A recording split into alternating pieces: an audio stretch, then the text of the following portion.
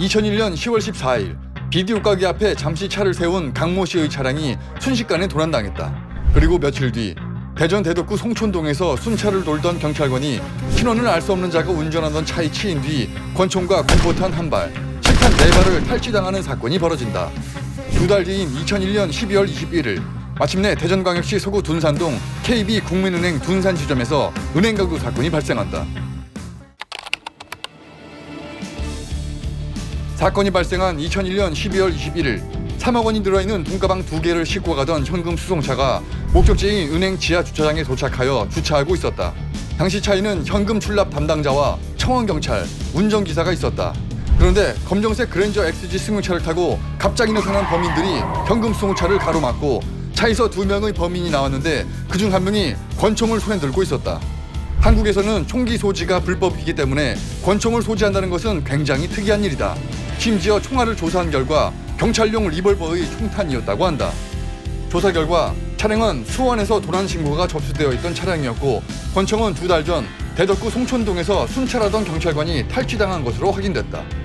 강도가 위협을 위해 꼼짝마, 손들어 하면서 천장에 공포탄을 한 발 발사하자 현금 수송차에 있던 사람들은 깜짝 놀라 숨었는데 미처 숨지 못한 현금 출납 담당자 김모 씨가 이어서 발사된 실탄에 맞아 사망하고 범인은 돈가방을 챙겨 도주했다.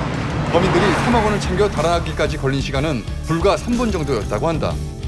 사건 발생 9시간 뒤 범행에 사용되었던 훔친 그랜저 차량은 현장에서 불과 130m가량 떨어진 빌딩 주차장에 버려진 상태로 발견됐고 경찰이 파악한 강도의 행적도 여기까지가 전부였다.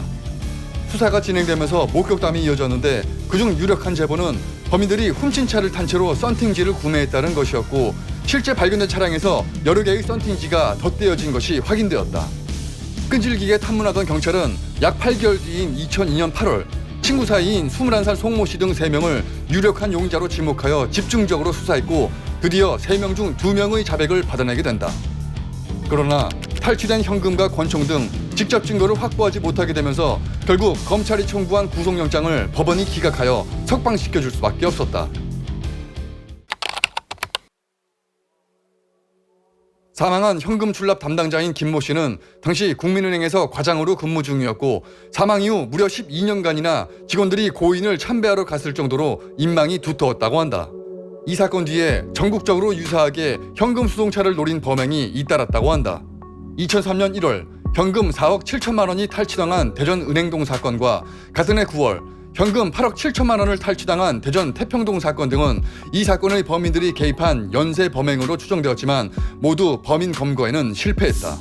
약 18년이 지난 뒤인 2019년에 그것이 알고 싶다 제작진이 당시 용의자들과 수사관들을 취재한 결과 용의자들은 당시 자백이 고문에 의한 허위 자백이라 주장하고 수사관들은 100%가 아니라 1000% 확실한 사건이나 직접 증거 부족으로 풀려난 사건이라 주장하는 것이 방송을 타기도 했다.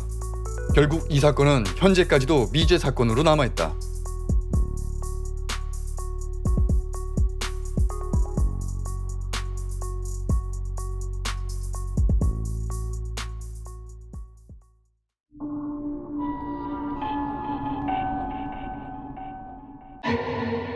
살인의 추억